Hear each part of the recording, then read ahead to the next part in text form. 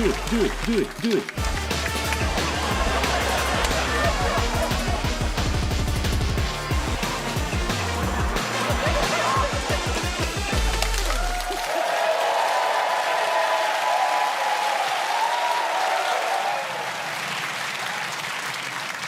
Good evening, welcome to Have I Got News For You? Oh, you're not going to let that go. Oh, are you? OK, yeah. I mean, I do apologise about that intro. It's woken everyone up, hasn't it? Michael Gove levelling up. Good evening, welcome to Have I Got News For You? I'm Stephen Mangan. In the news this week, in Essex, 33-year-old Barry Gibbons' claim that he is the second incarnation of Jesus are swiftly undermined. Look at the state of my feet. I've got to try and get over there.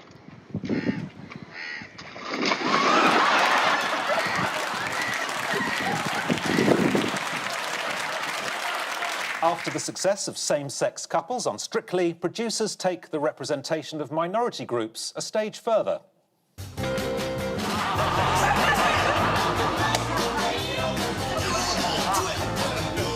And after completing his 363rd tournament, Roger Federer finally decides it's time to quit.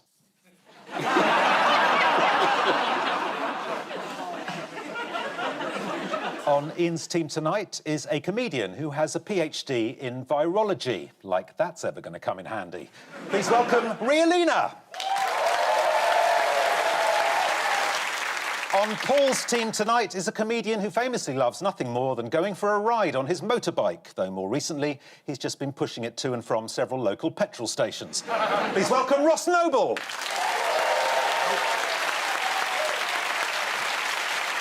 We begin with the bigger news stories of the week. Ian and Ria, have a look at this. Oh, Boris and Pretty being nice to some immigrants. Oh, it's the high-vis economy. Boris showing why Boris bikes were renamed Santander. Yep. He's off looking for a job. Yeah, the Tory party conference. It's kind of like what the Hunger Games would look like if they staged them in Manchester. It's just a bunch of elite people thinking everything's all right while the rest of the country burns. Or not, because there's no fuel, but... I think you're being unfair to Boris, and that's the one thing we're not going to be on this programme, because... We've got a new Culture Secretary, Nadine Dorries, and she's looking out for any hint of bias. So, you won't find any here. The Prime Minister gave an incredibly exciting speech. Can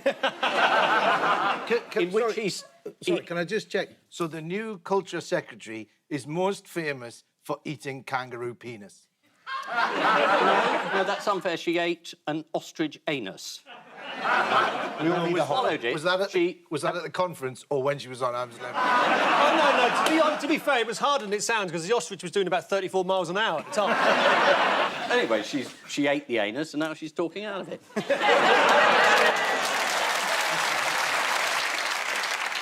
But no hint of bias here. In his speech, he quite rightly said the country's in a mess. The last 10 years have been a disaster. Who was in charge? And it was the Tory party. Which, again, you're stunned, aren't you? Because he didn't know that either. Yes, despite a resurgence, and no matter how hard it tried, COVID couldn't bring down the Conservative Party conference for a second year in a row. What was described as bombastic, vacuous and economically illiterate? It was Boris's speech. And then Michael Gove came up. They call him Mr. Bombastic.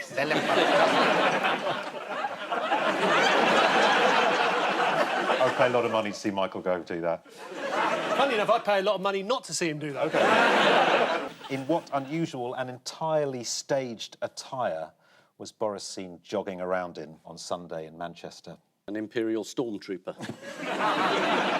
He had shorts and a shirt on. Yeah, he did. He looked like a man who'd been caught having an affair and had jumped out the window and just pulled everything on. And then I said he looked like a man. Yeah. I'm not saying... Let's see if you're right. Let's have a look at him. There he is. How many hilarious variations did Boris manage on the slogan, Build Back Better? 7. Something around that. Let's have a look. Build back bitter.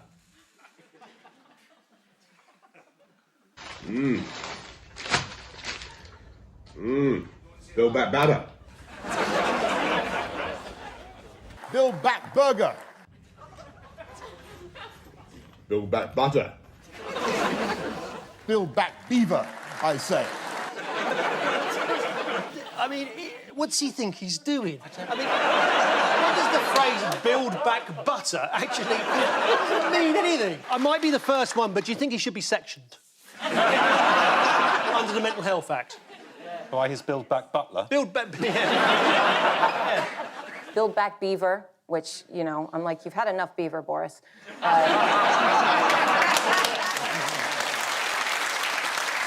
Do you find, like, every time he says, you just build back better, but you just keep saying build back better, and that to me sounds like one of the lesser-known hobbits, you know? It was like Bilbo Baggins, and then he's made build back better. Build back better, come with me. I mean, you could play him, Ross. Yeah, I'd be happy to. But that was the whole theme of the conference. Build back better. Yes. And the first announcement was that they weren't going to build those extra houses after all. Or the hospitals. No, so it's build back nothing. Yeah. But who doesn't build back better? Who goes, let's build back shitter? I mean, I that can think doesn't of a make few sense anyway. construction companies.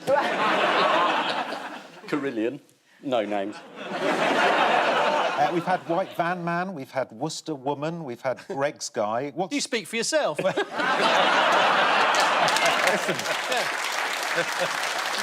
No wonder you've grown the beard. Listen. For anonymity. Lockdown affected us all in different ways. Liz Truss, the new Foreign Secretary, Yes. who's she trying to appeal to? Mr. Truss. There's a new target for the Tories. Who are they trying to reach? Oh. The little Tory. Little Tories, yeah. My favourite little Tory is Rishi Sunak. He's so small. Yeah. I love the way Rishi Sunak appeared at the conference. He's been watching the Americans. He came on and he was going...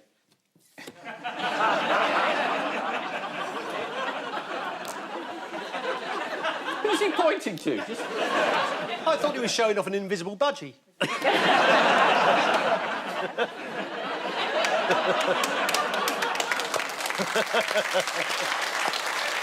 As Foreign Secretary, Liz Truss will find it easier to do what? Sell cheese. Cheese and pork, that's right, yeah. Build back bacon. Come on.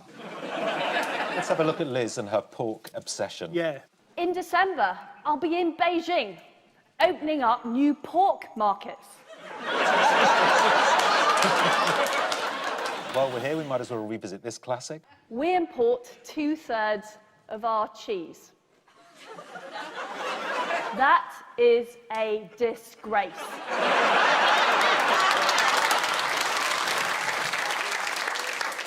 I mean... She's tipped to be the next leader after Boris. She'll get a lot of votes in Cheddar. Yeah. Or any cathedral city.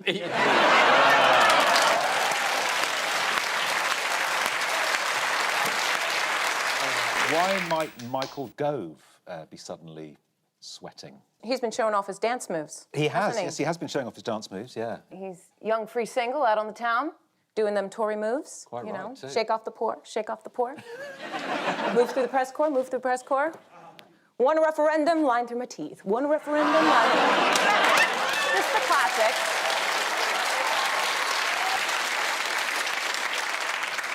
One of the tracks Gove was dancing to was called Big Booty Hoes and Sluts Too. I mean, hoes and sluts, that levelling up agenda is really in full swing, isn't it? What did the doorman of the nightclub claim that Gove tried to get out of? Admission? Yeah, the doorman claimed that Gove tried to avoid paying the £5 entrance fee to the club by boasting he was the Chancellor of the Duchy of Lancaster. Wow, we've all tried it. I mean, we've all tried it.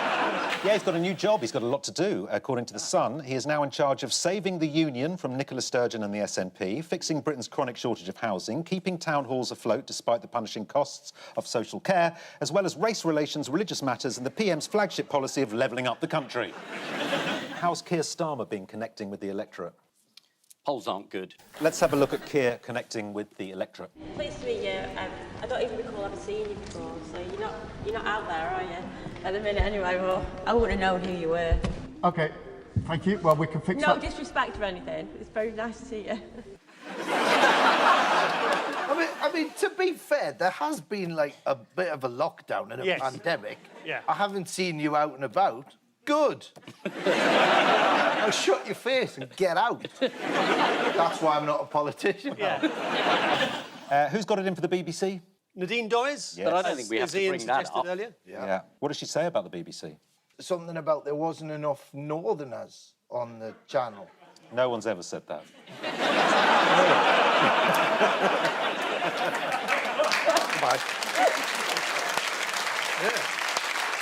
She labelled the BBC an institution riven by bias and staffed by people whose mum and dad worked there. Yeah. Yeah, Paul's. Yeah, my dad was head of the BBC between 1968 and 1975. Oh, mine was from 75 to 79. Yeah. My mum was 82 to 85. Oh, okay.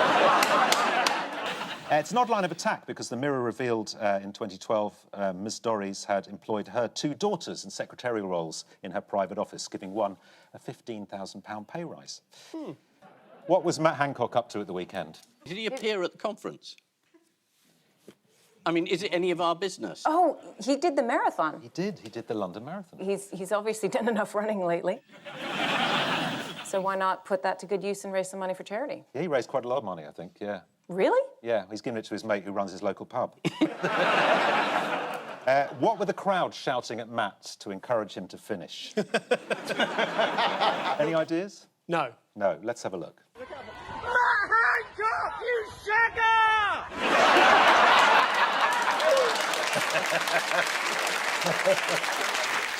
Not everyone has been so mean to Matt. How have his constituents been comforting him since his sacking? What, all of them? Individually, surely, by alphabetical order. Well, no, they've just been very, very nice to him. Have they? Look. It's been good to see you. You've done very really good to see you. Thank you. Brilliant. Thank you. Thank you. Well, you know, we've got through it, haven't we? You know, and now coming out the other side.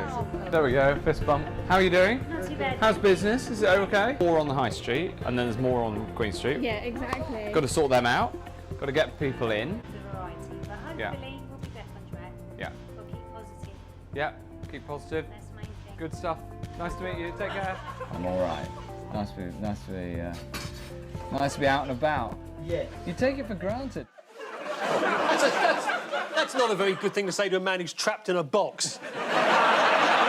Nice to be out and about. Look at him.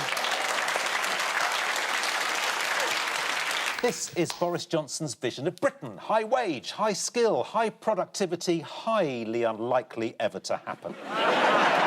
Some Conservatives were seen wearing this badge, calling themselves Tory scum. Yet again, nicking an idea from Labour. Newly appointed Culture Secretary Nadine Dorries recently warned the BBC has a problem with impartiality. Well, if you're watching Ms Dorries, we hope you appreciate the very balanced way we're covering the news this week.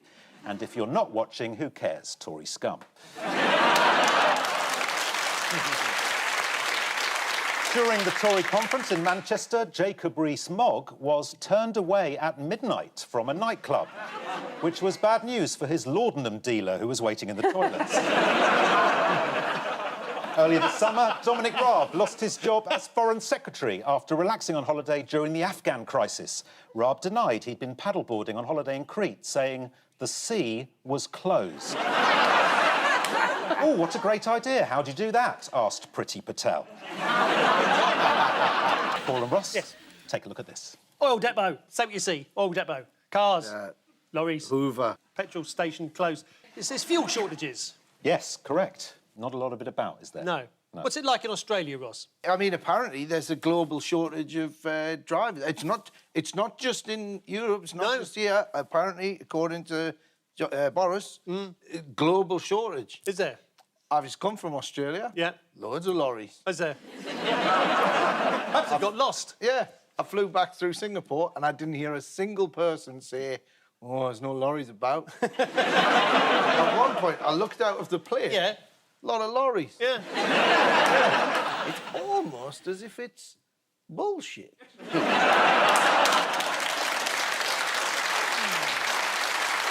Yeah, this is the shortage of, among other things, petrol, which is improving throughout the rest of the country, but because it's still bad in London, it's a very important story. There That's what I don't understand. The hospitals are full. The supermarkets are empty. We all work from home. What the hell do people need fuel for? Like, other than to set fire to your hopes and dreams? Like, what? What are we using it for? What started, or who started this fuel problem? Keir Starmer. Is Keir Starmer's fault? I'm just applying balance here. Keir Starmer. It's entirely his fault. Leader of the opposition, fuel crisis, Starmer. Starmer. Yeah, as people are calling him now, Keir, petrol pump Starmer. Yep. Can't get my car to start, me. Yeah. His fault. Yeah. Yeah, the global supply chain, it's suffering from what economists call just-in-time syndrome. The just-in-time economy, this is the whole concept that the market knows best, right? The market knows best. So we used to have a massive gas storage unit. We allowed it to close because the market knows best. Now, I don't know a lot about economics, I'm going to be honest, but if you have a supply chain shortage and you don't have any backup and you have to actually waive competition law and your shelves are empty, then maybe the market doesn't know best. Like maybe the market's an idiot and maybe you need to regulate it. Just an idea.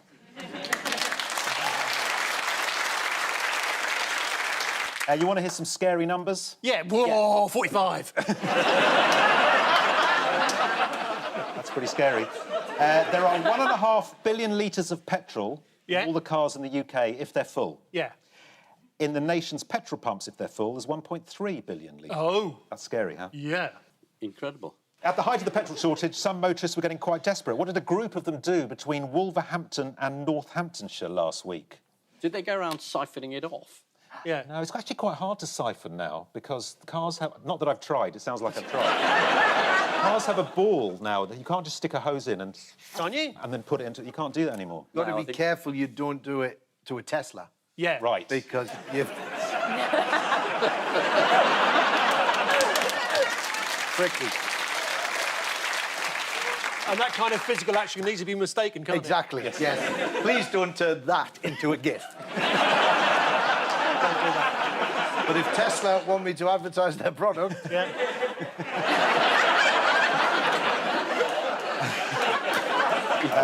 A group of drivers, they followed this tanker travelling from Wolverhampton to Overston in Northamptonshire. They followed it for nearly 70 miles because they thought it was full of petrol until they discovered it was tanker full of cement. And what did they say to the driver when he stopped at a building site rather than a petrol station? Can we have a lift? We've run out of petrol. They demanded to know why he hadn't told them he wasn't carrying petrol. What's Boris Johnson's big idea for fixing this petrol crisis? We're 100,000 drivers short, so he's bringing in the army. Total 70,000 men. Details. Yeah. But Ian Duncan Smith's got an HGV licence. The Queen's got one. Has she? Yeah, left over from the war. Yeah, any German who has a license before about 1997 is allowed to drive an HGV, and my father's German. And so they sent letters out to all the Germans that had a license from before 97 and said, hey, would you like to help us sort out our infrastructure? And my dad said, well, that's what we tried to do in the 40s, but you wouldn't let us.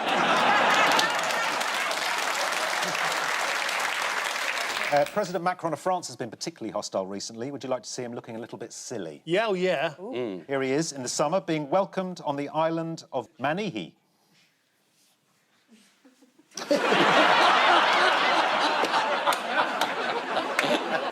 Enough of the welcome. Vladimir Putin has been very helpful, hasn't he, offering to turn up the gas for a bit? Yeah, well, who knew? If you can't afford your gas bills, you have to go to the major supplier, which is him. He now supplies all of us. Does he ring you out of the blue and ask if you wanted to switch suppliers? He does. He said, I can offer you a much better deal. Yeah. Or you die. We have to use his new pipeline as well, which bypasses Ukraine. Yes. Yeah, so that's the key thing. I mean, we did on this show 10 years ago warn about the danger of Russians controlling the pipeline in the opening sequence.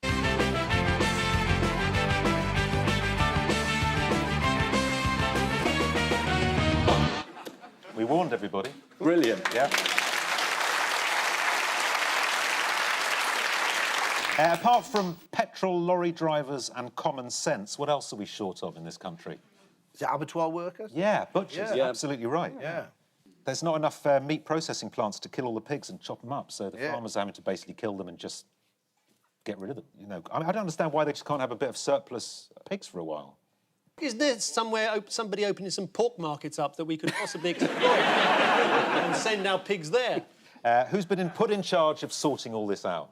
Michael Gove. Yes, is the right answer. He understands how upsetting it is if you lose your regular supply. What is behind all these individual crises and making them worse? Is it not Brexit? Yeah, but it's COVID, isn't it? Isn't that part of the problem? I mean, you're a virologist. Is it all over, COVID, now? Are we safe to go back? Oh, OK, I can't make this funny. All right, so pause, but I don't know. I'm expecting every virus that didn't have its day last year, other than SARS-2, to come in this winter and just be like, ha! Do you know what I mean? Because we all socially distanced last year, so a lot of people got COVID, but nobody got anything else. We didn't have colds, we didn't have flu, we didn't have anything else because we were playing it safe. And this year, we're sort of intermingling and just sort of, Michael Goving it up. And we could be getting everything we didn't get last year, but all at once. It could be nasty because, But that could solve the problem. What? Bring back swine flu. Yeah. The pigs are gone. Oh. Yeah. Get them on the phone. Yeah.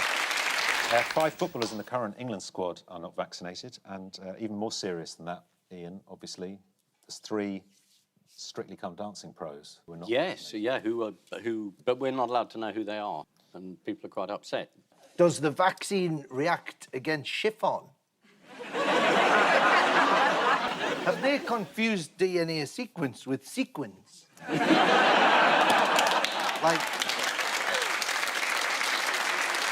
Yes, this is the supply chaos hitting the economy. To attract more butchers from Europe, ministers are considering relaxing the requirement for them to speak a good level of English.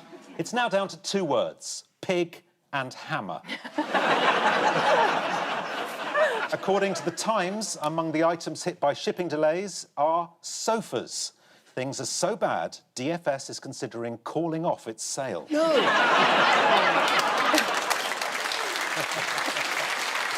So, on to the next round. Oh, that looks impressive. We're on to round 2, the petrol pump of news. Yeah. Just as well it isn't live, because you'd have a queue of panellists going all around the building. Buzz in when you know the story. Hang on, what are we looking at here? I see. Yes. Russia is going to make a film, the first people to make a film in outer space, although other sort of documentaries have been made. But they've sent up a director and an actress, and they said they're going to make the first people to make a full-length film in outer space. But, just one person being filmed in a tiny little capsule isn't going to sustain for an hour and a half. So I presume it's going to be sort of like a bit of footage, and then there'll be some stuff on the Earth where her husband says, "Oh, you didn't tell me you were an astronaut." "Well, I told you, they never listen to what I say." And then she'll get it off with another astronaut as they float across the Bay of Biscay. Is the right answer. Yeah. Absolutely. Right answer. Actor Yulia Peresild and director Kim Shipenko arrived at the International Space Station on Tuesday. They only did it to spite Tom Cruise, didn't they? Yes. Basically, Because yeah. Tom Cruise was going to do it, and they just went, "No, I don't think so." This had Russian bad guys in his film, so they went, "Yeah, we'll send them up first." Yeah. Which I think BBC have missed the trick. They should have done like an EastEnders special. Well, like when they leave EastEnders in the back of a cab, you just see them pulling out of the square. You just have them through a hatch in the International Space Station. Dum, dum, dum, dum, dum. Yeah, be good. Tom Cruise and Elon Musk were going to make a film, but the flight has been delayed until 2022. They couldn't find a booster seat for Tom. What's the biggest space news of the week? Captain Kirk is going to space. Yes. Forget the Russians. James T. Kirk is going. Yeah. Boldly. This is the key thing. He's 90, William Shatner. He might Shatner. Say what? That's an age, isn't it, to be going up into space? It is an age to be going up. He's been blasted into space courtesy of Jeff Bezos' Blue Origin, and hopefully blasted back down again. Shatner said, "I've heard about space for a long time now. I'm taking the opportunity to see it for myself." And they'd better watch out, because when he came on this show, he libelled a town in Cornwall, for which we had to apologise. Ilfracombe. He said it was full of prostitutes. Yes. Whereas we know that's St Ives.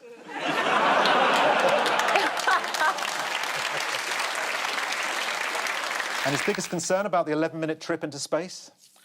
Toilet breaks. Is the correct answer, yeah. Using the toilet, or to be precise, not using the toilet. He told a journalist, when you're 90, 11 minutes can be a long time. The last thing you want is the captain's log sneaking out. So, come on. Fingers on buzzers, teams.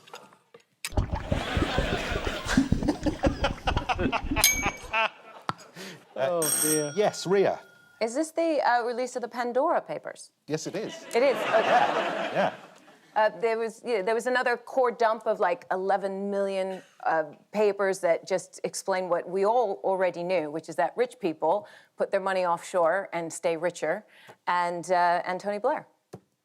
You know, I mean, that was the big one. That's the big one that we focus on. So Russian oligarchs, a whole bunch of Tory donors have done dodgy stuff with money. Some people from, is it the Middle East? Yep, the Middle East, Africa, it's most world leaders have Most world leaders have been managed in to it. conceal the money they've stolen. And then Shakira, and then Tony Blair. Tony Blair didn't pay stamp duty on a property by buying it via an offshore company, saved £312,000. So I think we should just nationalise Tony Blair, and that'll keep the universal credit going for a while longer. Mrs. Blair said the sellers insisted the property be sold that way, and there was nothing illegal about the transaction, just to make that clear. Yes. But they did. They saved around £300,000 in stamp duty. I should just say that almost the last time I saw you, Ross, I was pretending to be Tony Blair, and we got off with each other. That's true, yes. Yes, you would. That is absolutely true. My very first on-screen kiss, I was dressed as a tramp. You were Tony Blair, and we kissed on a train. Yeah. We were just sort of pretending to kiss, and the director actually said, no, I'm sorry, this is not reading on camera. You're going to actually have to kiss. Yeah. And he didn't mean tongues, though, Ross. So well, that is sorry true. about that. But he made us do it a lot. We did it a lot. And you hadn't shaved, by the way. I was playing a tramp. You can't talk. I mean, I don't know why I was cast as a homeless man. I don't know why I was cast as Tony Blair. You know. We also learnt something else about Tony Blair this week. What hasn't he done since 1997? Told the truth. Not done washing up. That's exactly right, yeah. He's not done a weekly shop, cooked a meal for the family, driven a car, or done any laundry since 1997. Oh, he's done a bit of financial laundry.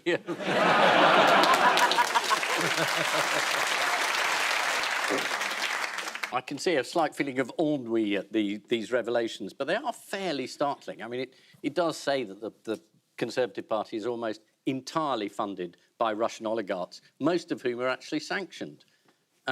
They're not allowed, you know, to have any normal relations with normal people, which I know doesn't rule out the Conservative Party, but it does make you worry that, you know, our leading political party, which is in government, is entirely funded, almost entirely funded, by foreign nationals who don't have our interests at heart. I mean, I know it's a boring story, but it is sort of touch worrying.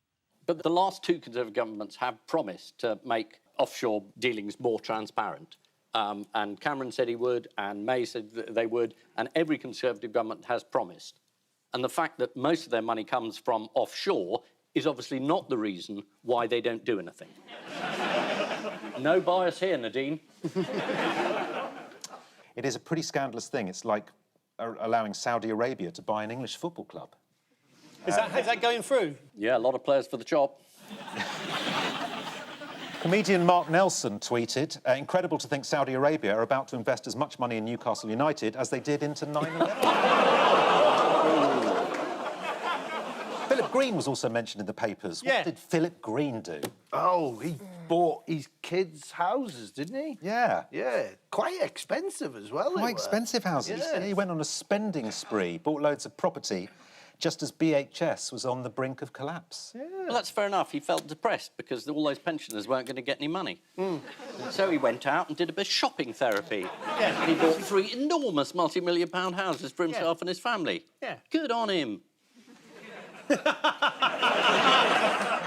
would have thought Philip Green would have turned out to be a bit of a shit? He was merely building up a store of British homes. I knew that would get grown. I've never been able to do puns in my life. What has Prince Andrew been up to recently? Well, we're there. We might as well get into Prince Andrew. He hasn't been sweating. We know that. That's true. Bring back sweater.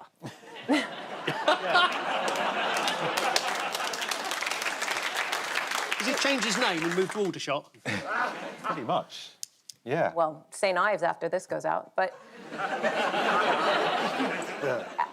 you mean, is this the story where he's had his lawyers have gotten access to the secret papers that they think are going to absolve him of any responsibility in the situation, the Epstein papers that got signed?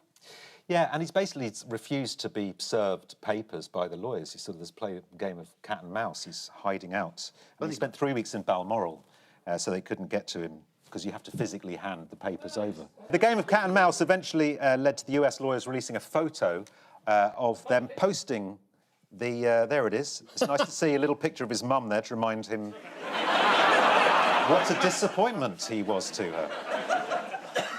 These are the Pandora Papers. On seeing the papers, one Conservative MP remarked, "London is the money laundering capital of the world."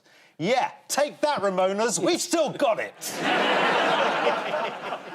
One ruler shown to have exploited the tax system is the King of Jordan, pictured here. Still not the dodgiest person she's been photographed with. These allegations are now 20 years old, so Prince Andrew's losing a bit of interest. Buzzers on fingers. Buzzers on fingers.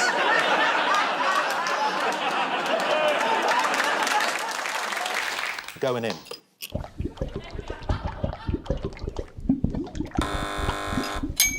Yes. Somebody has suggested that James Bond should be played by a woman. Who suggested that recently, especially? It could only be someone like Keir Starmer. It was. Keir Starmer is the right answer, yeah. Keir Starmer can't hold his party together, but he does think the new Bond should be a woman. Quite a fanciful idea, a woman being James Bond. Not quite as far-fetched as a woman being leader of the Labour Party.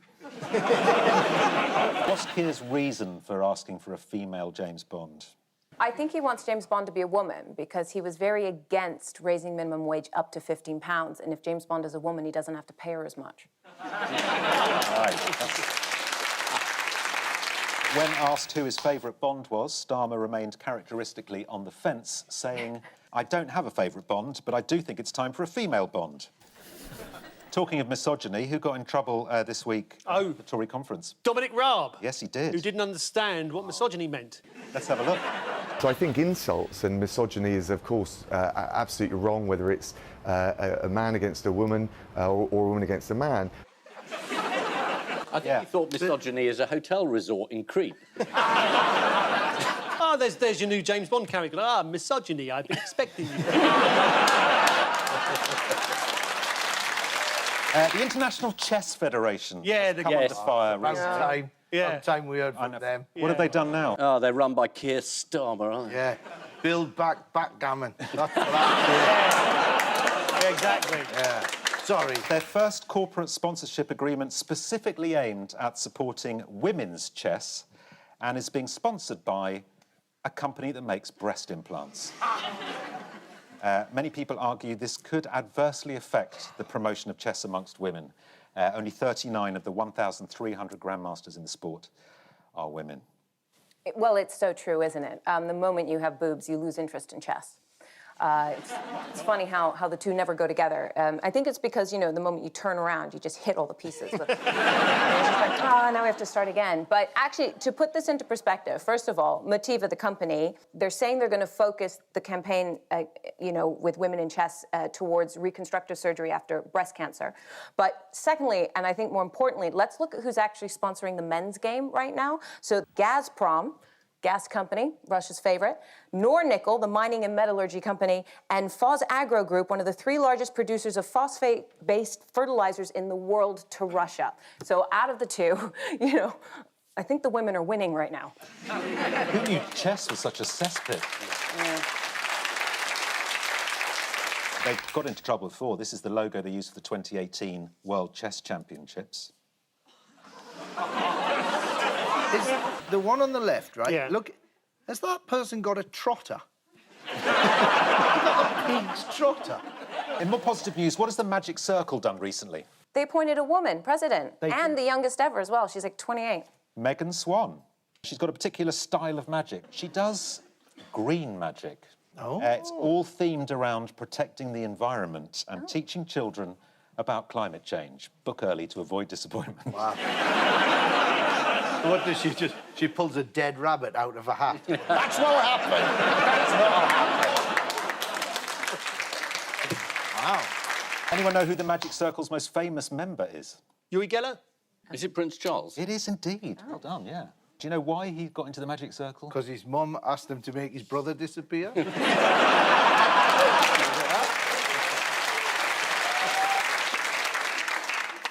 Yeah, he was inducted into the circle in 1974. He performed a cup and balls trick. This is the news that Keir Starmer has said he would like to see a female James Bond. The producers of the Bond movies have already said that the next James Bond will not be a woman. But just to annoy Piers Morgan, the person who makes all the gadgets will be called LGBTQ. Time now for the Missing Words round, which this week features his guest publication, Emu Today and Tomorrow. The magazine for emu farmers. I'd love to say it's flying off the shelves, but sadly that's impossible. Can we start with Angela Merkel what before she leaves office? Steals all the stationery? Yeah, nicks all the envelopes. The answer is Angela Merkel, commemorative teddies sell out before she leaves office. Really? Well, we could have been here a long time trying to guess that. I think you would have. Can I just check? Are we talking about the teddy as in the... No. Yes. Lady, the snap through... There's no other kind. Talking about a teddy bear. Let's have a look at the teddy bear. That is worth having for Christmas, isn't it? It is. It also inexplicably bleats like a sheep when you turn it over.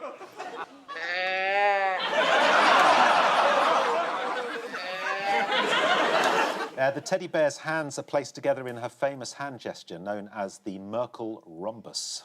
To be honest, when I heard there was a teddy bear doing a German leader's hand gesture, I thought, wow, they finally relaxed a bit.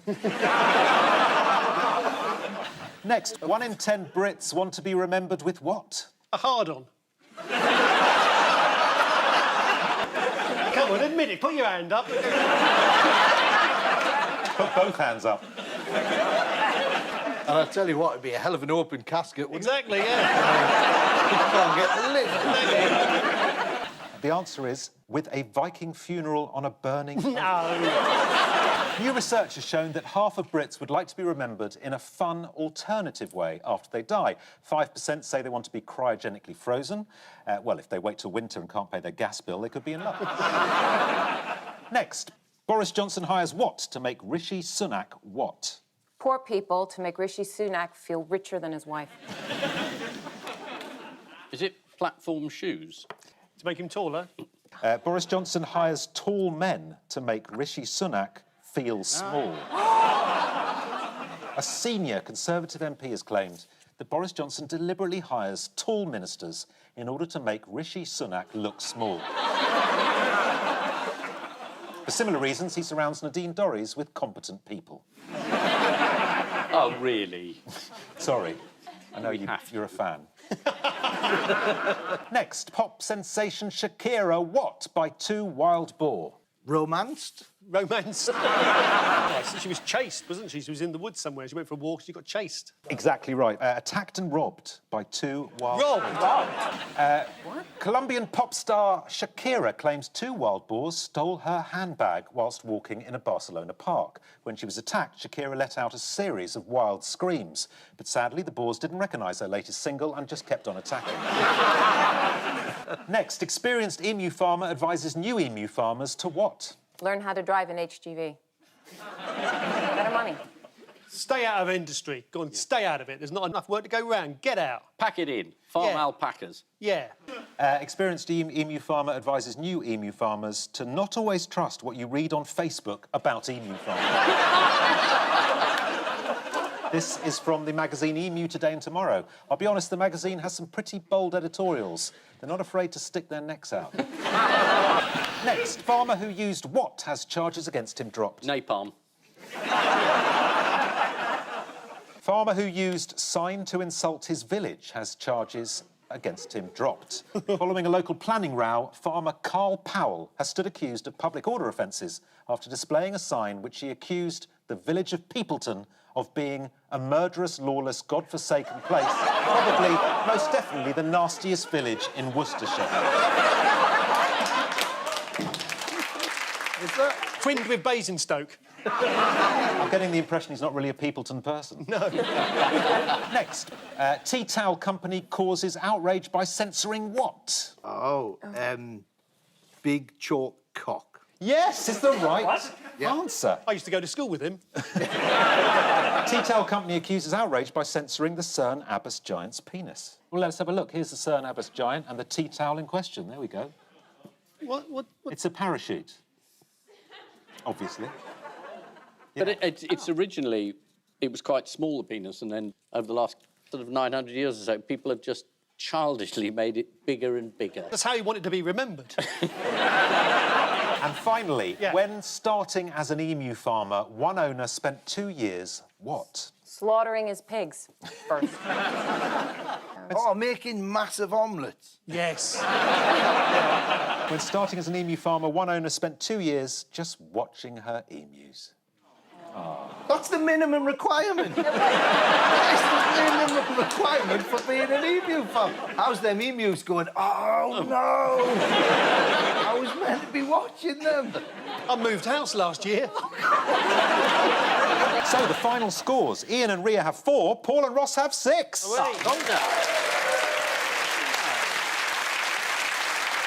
But before we go, there's just time for the caption competition. Oh, it's the hand of God.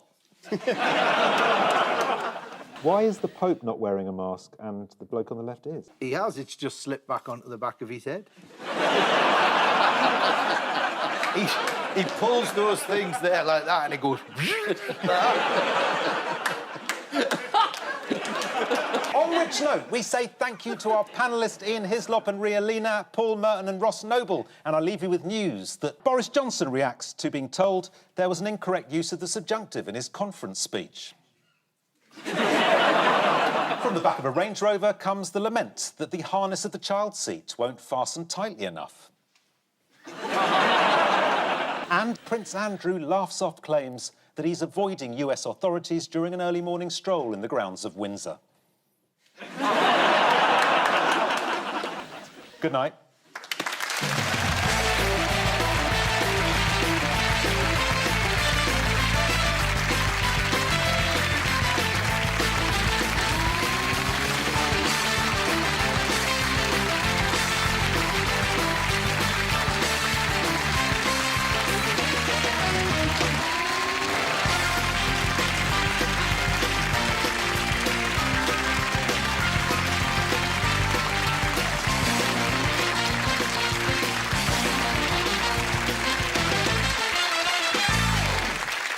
After William Shatner on this programme said that Ilfracombe, I think the actual phrase was riddled with prostitution. The mayor of Ilfracombe complained to William Shatner and the BBC, and William Shatner's replied back from his home in Los Angeles says, "No, have another look. I think you'll find it is."